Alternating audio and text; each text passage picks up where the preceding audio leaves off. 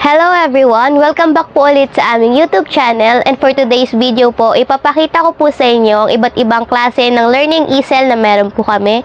Pwede at maganda pong panturo sa mga anak nyo pong magsisimula pa lang pong mag-aral. Kahit sa bahay po, matuturuan nyo po silang magsulat, magbasa, gamit po yung mga learning easel na meron po kami. Ito po, panoorin nyo.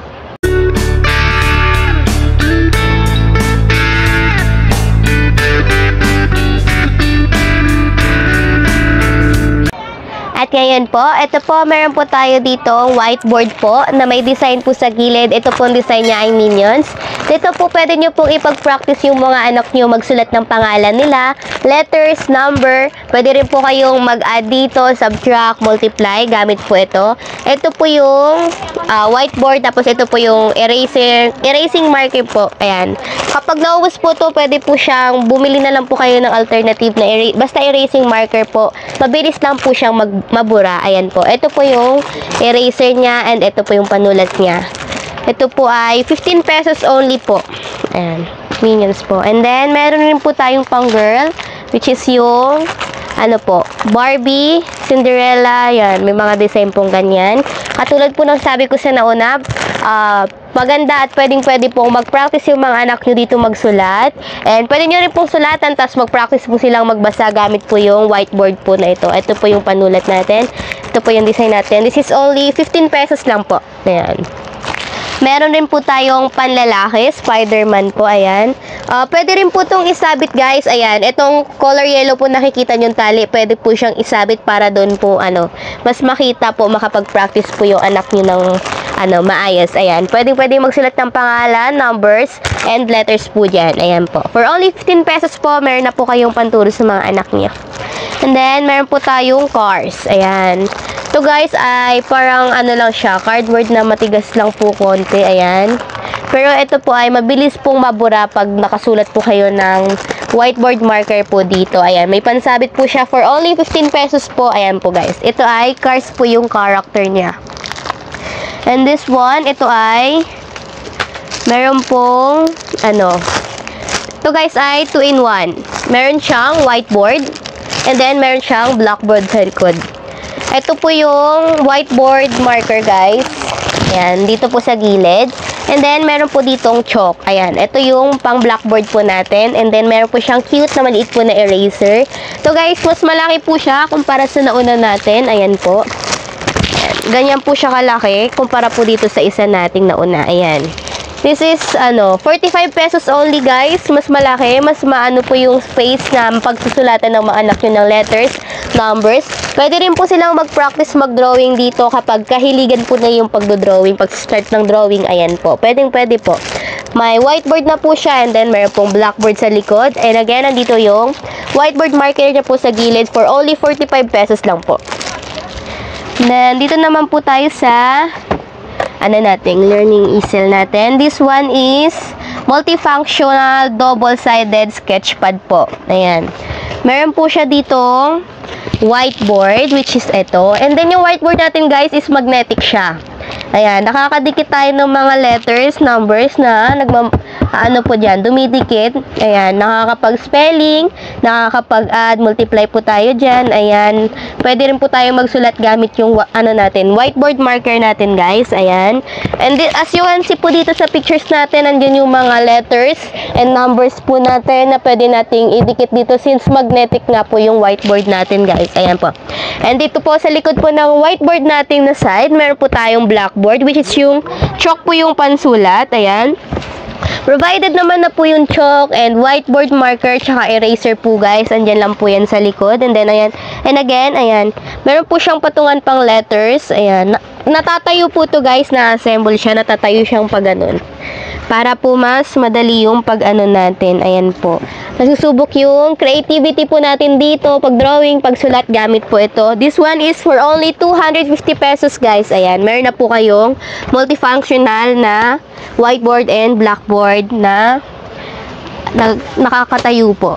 And then next, meron tayong ayan. Ito katulad po nung isa rin, pero ito mas malapad po konti yung nasusulatan niya, guys. Ito po siya, nakikita natin sa loob. Ayan.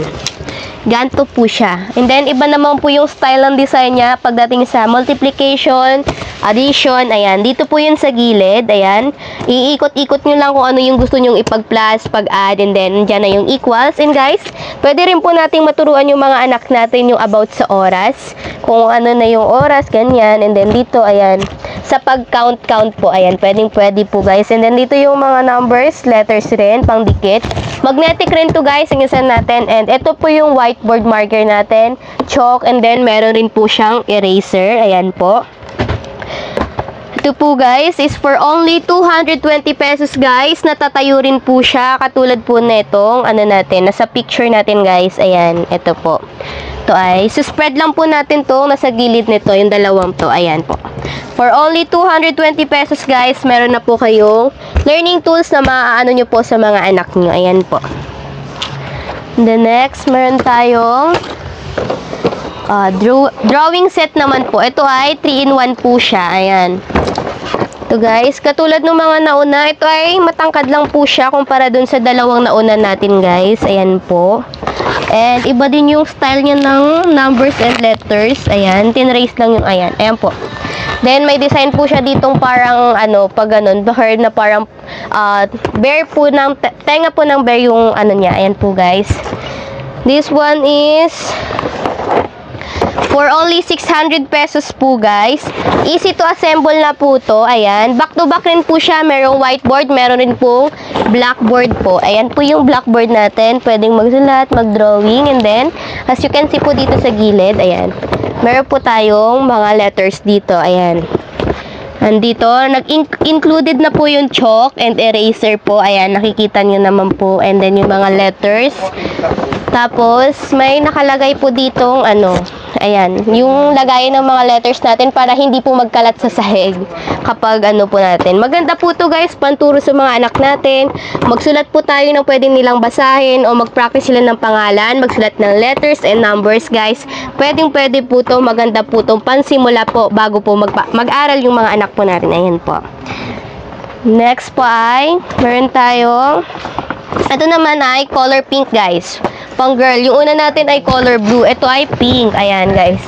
As you can see, may katulad po ng bata. Ayan, yan po yung pwedeng gawin ng mga anak nyo, guys. Ayan.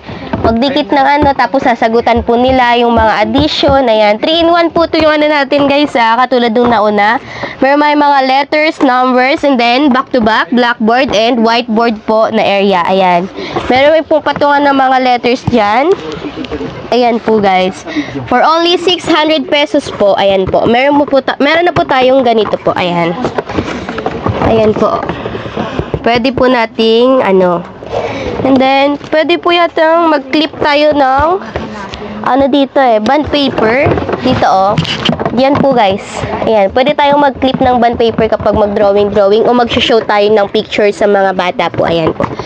Maganda po ito panturo guys para kapag nag-start na po silang magpasok, may mga alam na po sila pagdating sa pagsulat ng pangalan, letters and numbers po for only 600 pesos po. Ayan.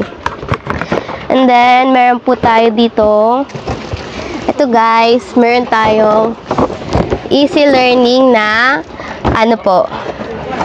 Mas malaki po siya kumpara dun sa mga nauna natin. This one guys ay maganda po siya kasi ayan. As you can see, may mga lagayan po dyan na ano po, eto po. Dyan, magkakaiba yung lagayan niya ng letters, numbers, tapos yung whiteboard marker po, ayan po. And then may chalk rin po dito sa gilid, tapos may parang table po siya na lagayan ng bond paper, erasers, tapos ito po yung blackboard natin. And then back to back guys, meron siyang blackboard, meron rin po siyang whiteboard. Ito po guys, ayan. This one is for only 1,000 pesos guys, ayan. Meron ka na pong 3-in-1 na learning easel na ano natin. Para sa mga anak nyo po, kapag tuturuan nyo po sila, ayan po guys. Maganda po tong tools na to para po mas madali nating maturuan yung mga anak natin sa pagbasa, pagsulat ng mga letters and numbers. This one is only for 1,000 pesos po. And then, lastly, meron tayong, ayan, art. Art na easel learning tools. Ayan guys.